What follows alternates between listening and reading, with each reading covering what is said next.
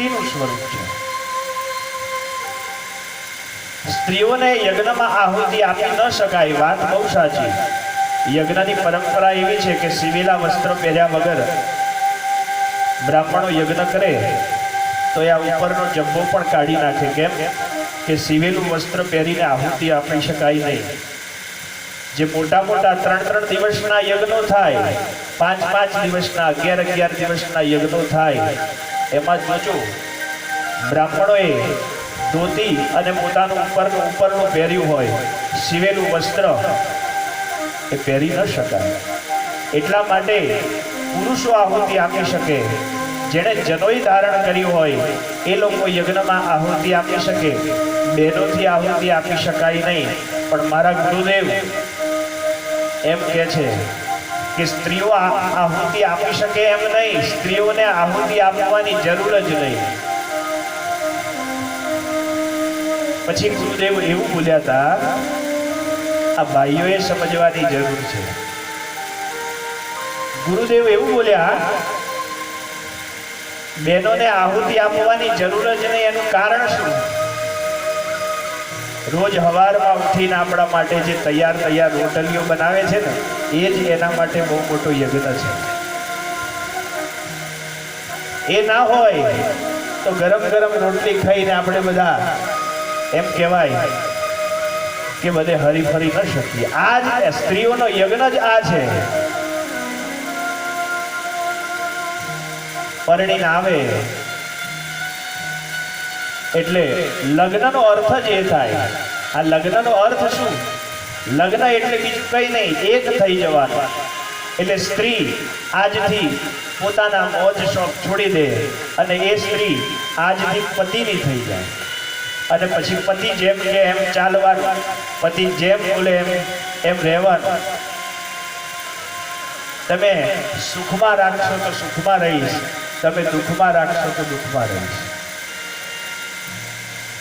એટલે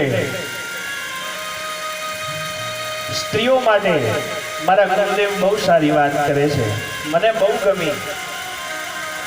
આપણે ત્યાં આ બધા પુરાણોમાં વાતો લખેલી છે કે સ્ત્રીઓ આહુતિ ન આપી શકે, પણ એને આપણે બહુ સમજી જ ન શક્યા કે આ ભાષાંતર શું લખ્યું છે. આ પુરાણોમાં ભાષાંતર, કારણ કે સંસ્કૃતનું જ્યારે ગુજરાતી ભાષાંતર થાય એટલે થોડોક ભાષાની ભેદ આવે. એ ભાષાના ભેદમાં આપણે સમજી ન શક્યા કે આ વેદો શું કહેવા માંગે છે, આ શાસ્ત્ર શું કહેવા માંગે છે. પુરુષો આહુતિ આપે અને બહેનો આહુતિ આપે નહીં. એનો મતલબ એમ કે સ્ત્રીને આહુતિ આપવાની જરૂર જ નથી. સવારમાં ઉઠી અને પોતાના કામ પછી કરશે, પણ પહેલા પુરુષને નોકરી જવાનું હોય, એને કેવી રીતે ટિફિનની જરૂર હોય એટલે પહેલા ટિફિન તૈયાર કરી આપે, નાસ્તાની જરૂર હોય તો નાસ્તો કરીને તૈયાર લાવે. એટલે મેં પહેલા દિવસની કથામાં કહ્યું હતું કે જો પુરુષ વિદુર થાય, બેમાંથી એક ઓછું થાય, એમાં પુરુષ જો વિદુર થાય તો એને લગભગ 90% પુરુષો આપણે જોયા હશે કે એને બીજા લગ્ન કરવા પડ્યા હોય. પણ સ્ત્રી વિધવા થાય તો લગભગ 99% સુધી એવી કોઈ સ્ત્રી બે દીકરા હોય કે ગમે તેટલા દીકરાઓ હોય, ગમે તેટલા સંતાનો હોય, આખું જીવન કાઢી નાખે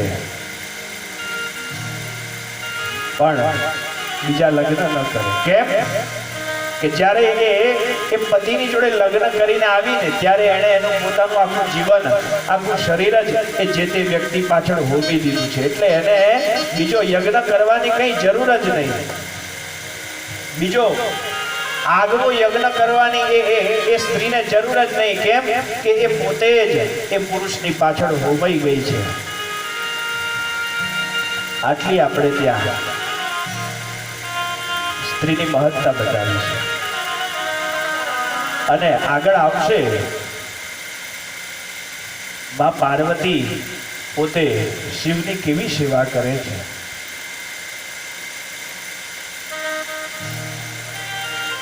સમય મળશે આગળ લગ્ન જીવન કેવું હોવું જોઈએ, સ્ત્રીઓનો સંસાર પુરુષનો સંસાર કેવો હોવો જોઈએ, બધી ચર્ચા સમય મળશે તો અવશ્ય કરીશ. મારે તમને આજે શિવના મંદિર વિષયમાં સમજાવવું છે એટલે વધારે સમય નહીં લઉં. તો કહ્યું છે કે શિવ પોતે પણ એ સ્ત્રીને ઊંચો દરજ્જો આપે છે.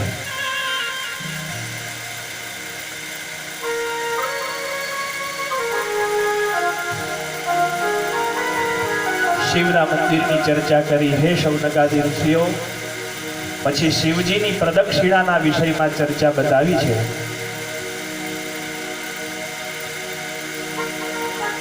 શિવજીની કેટલી પ્રદક્ષિણા કરવી?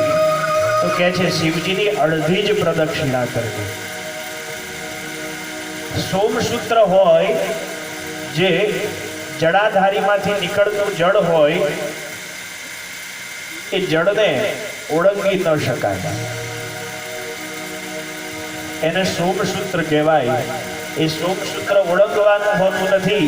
જ્યાં શિવજી બિરાજમાન થયા હોય એમની સામેથી પ્રદક્ષિણાની શરૂઆત કરવી, ગોળ ફરી અને જ્યાં સોમસૂત્ર આવતું હોય એ સોમસૂત્રથી ફરી પાછું વળી જવાનું અને જ્યાં શિવજીની પ્રદક્ષિણા શરૂ કરી હતી ત્યાં પાછું આવવું. શિવજીની અડધી જ પ્રદક્ષિણા કરવી એ બતાવ્યું છે. ત્યાર પછી શિવજીની પ્રદક્ષિણાના વિષયમાં ખૂબ ચર્ચાઓ કરી છે. આ આખું બ્રહ્માંડ જ એક બહુ મોટું ચક્ર છે, જેને જન્મ અને મરણના ચક્રાવામાંથી પાર થઈ જવું છે. આ તો બધી બહુ ઊંચી ભાષામાં લખાયેલો ગ્રંથ છે, એને સમજવો ઘણો મુશ્કેલ છે. આખું સંસાર ચક્ર છે, એ જ આખું બ્રહ્માંડનું સ્વરૂપ છે. અને શિવજીની જે પ્રદક્ષિણા કરે છે એને આખા બ્રહ્માંડની પ્રદક્ષિણા કરવાનું ફળ પ્રાપ્ત થઈ જાય છે.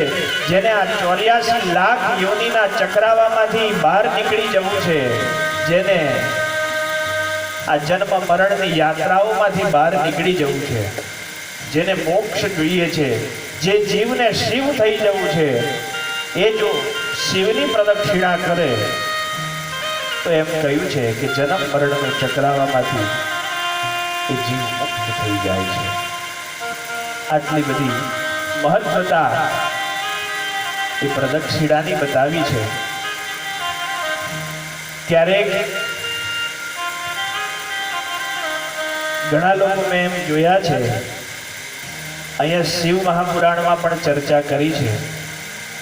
થઈ શકે તો શિવજીના મંદિરમાં જાઓ તો કઈ બાજુ જઈને પૂજા કરવી એનું પણ જ્ઞાન આપણને હોવું જોઈએ.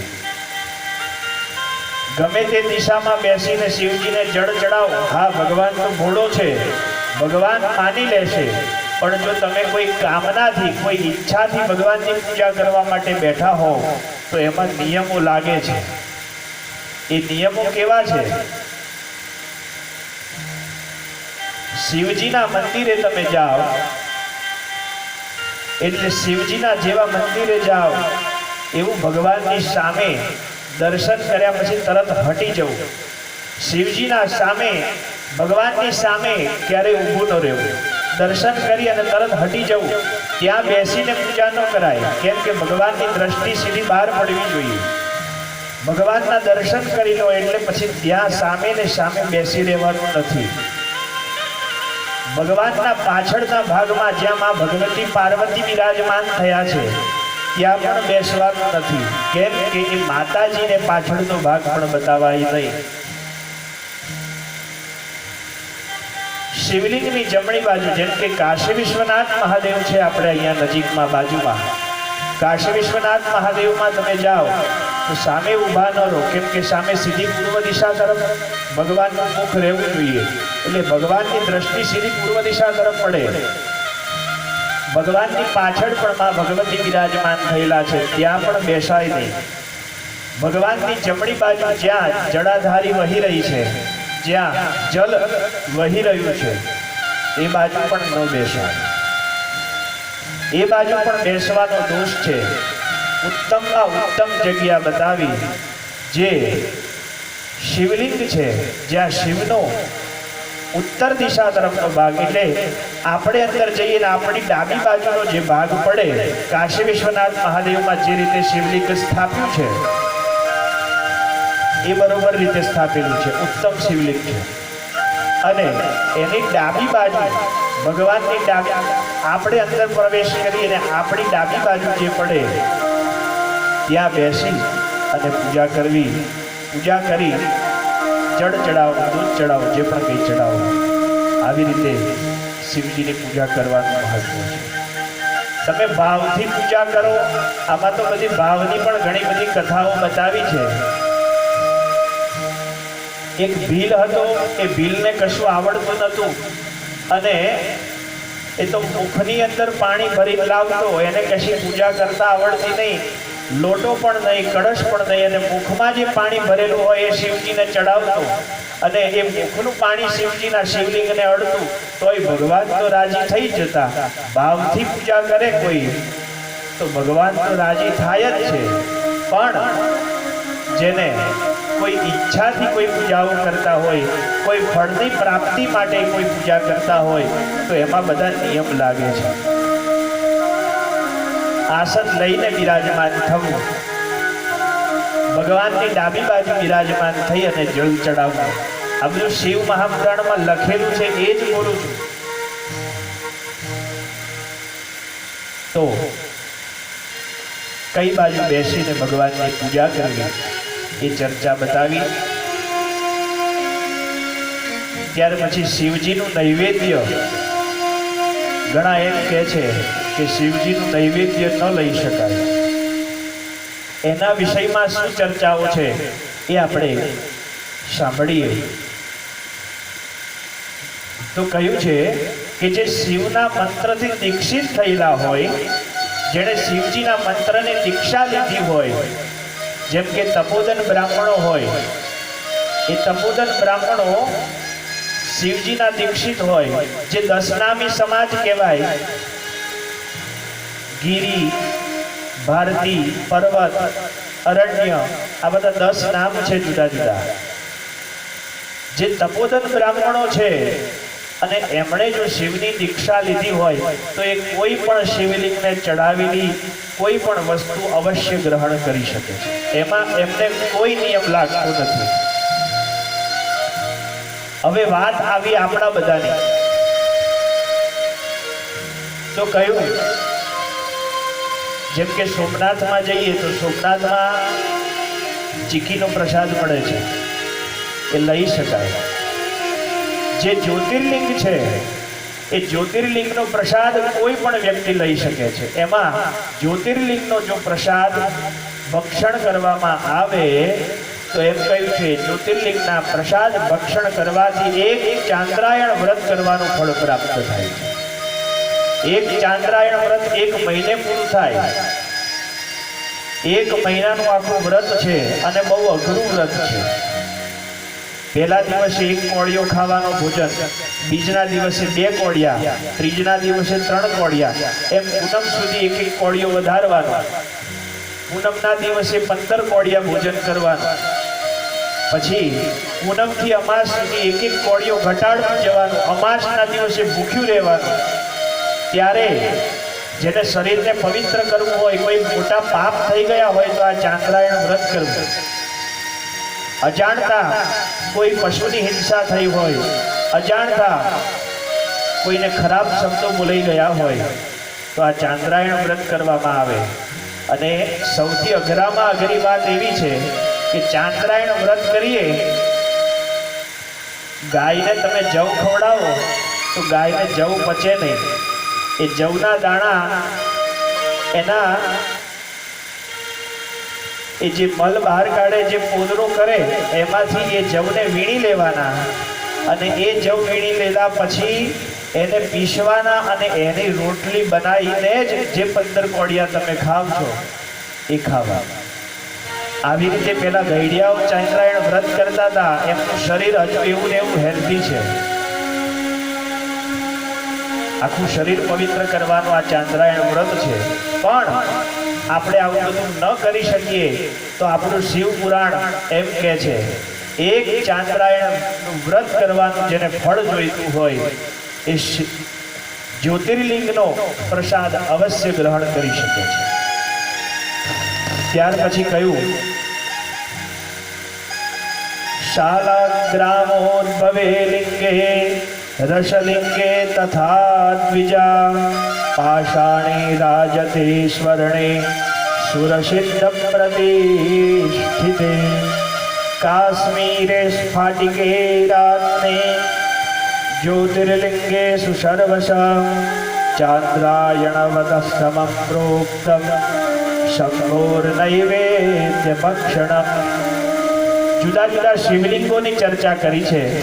કહ્યું છે પથ્થરમાંથી બનાવેલા કોઈ શિવલિંગની જો સ્થાપના કરેલી હોય તો એ શિવલિંગના પ્રસાદને કોઈ પણ ભક્ષણ કરી શકે. જ્યોતિર્લિંગનો પ્રસાદ હોય એ પણ કોઈ લઈ શકે. કોઈ ધાતુમાંથી બનાવેલું શિવલિંગ હોય જેમ કે સોનાનું, ચાંદીનું, આવા કોઈ શિવલિંગ ગમે ત્યાં સ્થાપેલા હોય એનું પણ નૈવેદ્ય બધા લઈ શકે. જે પાષાણનું છે, જે સ્ફટિકનું છે, એ સ્ફટિકના શિવલિંગને ધરાવેલું નિવેદ પણ કોઈ પણ લઈ શકે છે. એના સિવાયના જેટલા શિવલિંગો હોય એ શિવલિંગને ચડાવેલું દ્રવ્ય એ ખાલી શિવજીના જે દીક્ષિત થયેલા હોય એ જ લોકો એ નૈવેદ્યને ગ્રહણ કરી શકે છે.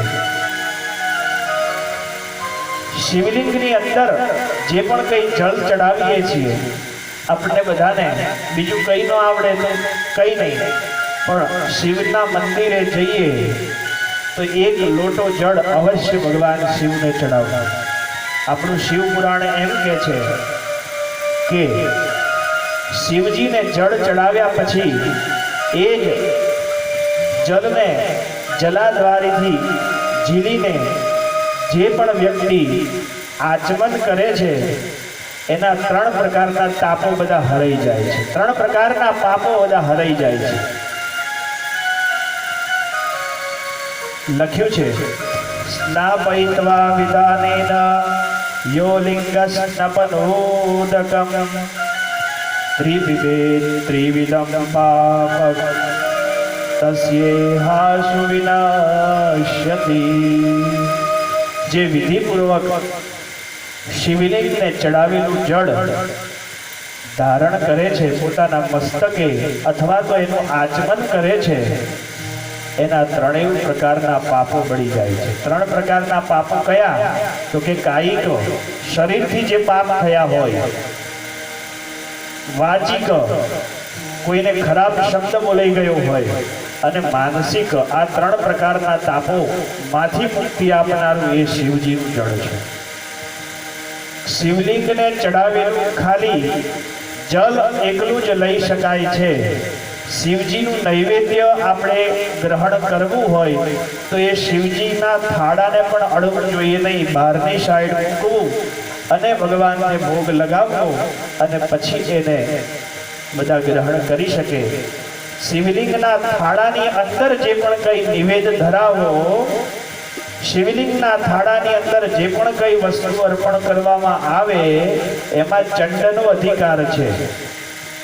ચંડ એટલે ભગવાનનો ગણ છે, જે જલાધારીથી નીચે જળ પડે છે અને જે ગૌમુખ જેવું બહાર બનાવેલું હોય છે એ જ ભગવાનનો ગણ છે. અંદર જે ધરાયેલું છે એમાં ફક્ત જલ સિવાય આપણે બીજું કશું જ લઈ શકાય નહીં.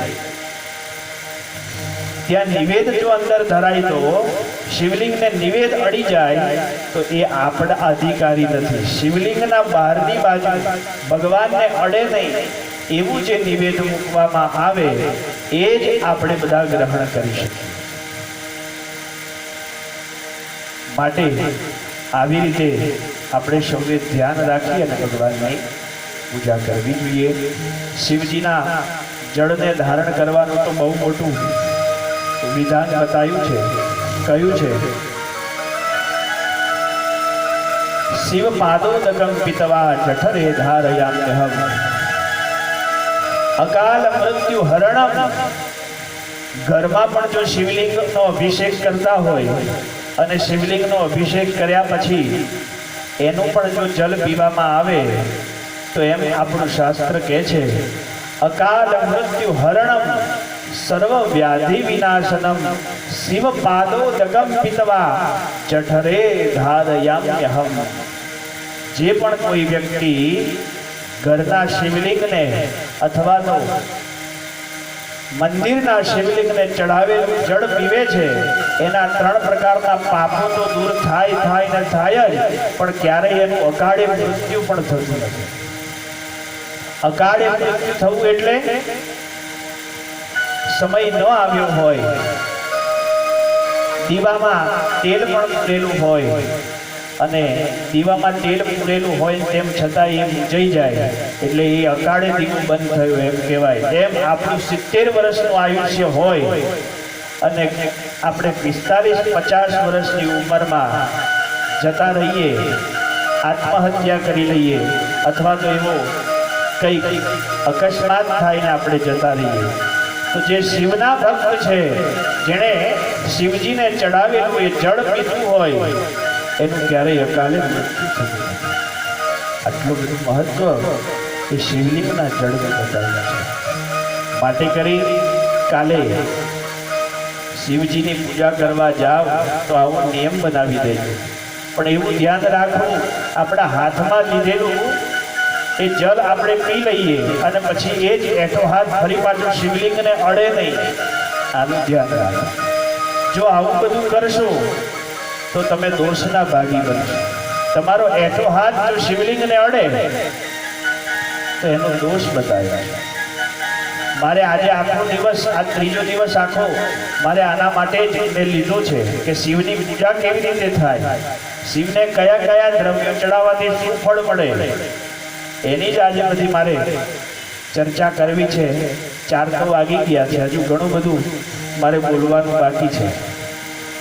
ભગવાન જેવી કૃપા કરશે, કારણ કે અહીંથી કશું અમે સ્ક્રિપ્ટ લખીને આવ્યા હોય નહીં, અહીંથી બધું જે ક્રમ વાઇઝ ચાલતું હોય, ભગવાન જે પ્રેરણા કરે એટલું નીકળે. તો આવી રીતે એ શિવજીના જલને પીવાની પણ બહુ મોટી મહિમા બતાવી છે. શિવજીનો જો પ્રસાદ આપણને બધાને મળે તો એને કેવી રીતે ધારણ કરવું એનું પણ શબ્દગાદી ઋષિઓને સુતજી સંભળાવે છે. પ્રસાદનો અર્થ જ એવો થાય, પ્રસાદ. પ્ર એટલે પ્રભુના, સા એટલે સાક્ષાત અને દ એટલે દર્શન.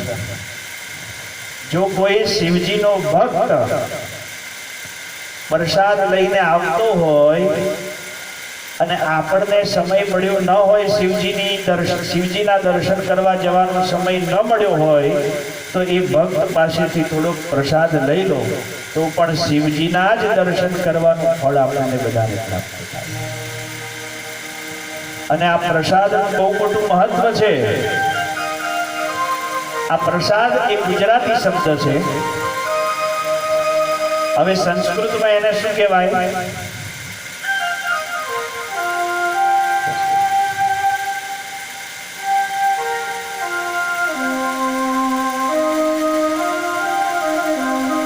અહીંયા કહ્યું છે કે દ્રષ્ટવાપી શિવ નૈવેદ્યમ યાન્તિ પાપાની દૂરતઃ ભુક્તે તુ શિવ નૈવેદ્યે પુણ્યાન્યા યાન્તિ કોટિશઃ. જે પણ કોઈ વ્યક્તિ શિવજીના પ્રસાદને ગ્રહણ કરે છે એના બધા જ પાપો બળી જાય છે અને એને કરોડો ગણો પુણ્યની પ્રાપ્તિ થાય છે. એક બાજુ હજારો યજ્ઞ કરવાનું ફળ મૂકી દેવામાં આવે, એક બાજુ બધા જ વ્રતનું પુણ્ય મૂકી દેવામાં આવે અને એક બાજુ શિવજીના નૈવેદ્યને મૂકવામાં આવે તો શિવનું નૈવેદ્ય લેવાનું જે ફળ છે એ ઘણું બધું પ્રાપ્ત થાય છે. નૈવેદ્યનો અર્થ, નૈવેદ્યની સંધિ છૂટી પાડીએ તો બધા સંસ્કૃત ભણ્યા છે, થોડું ઘણું તો આવતું હશે ને. સંસ્કૃત નથી ભણ્યા.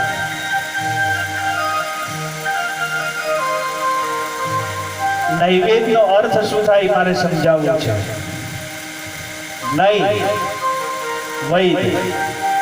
નૈવેદ એટલે શું?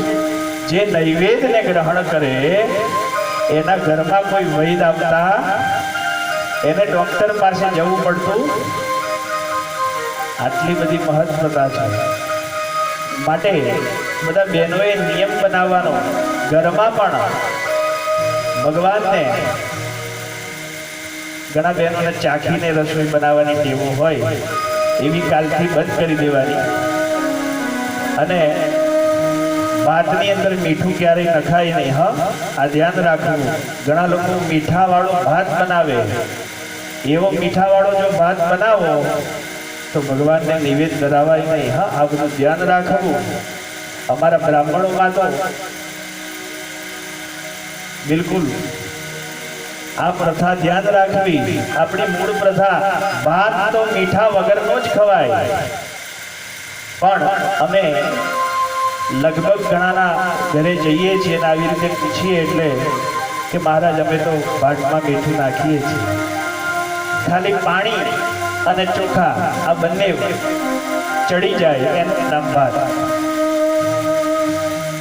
કાલથી આવી રીતે એક નિયમ બનાવજો. સમય મળે તો સરસ રસોઈ બનાવવાની. અને શિવજીને ખીર વધારે પ્રિય છે. શિવજીને લાડુ પણ પ્રિય. ગણેશજીને લાડુ પ્રિય છે એવા શિવજીને પણ પ્રિય છે. અમાસના દિવસે લાડુ આપણા ઘરમાં બને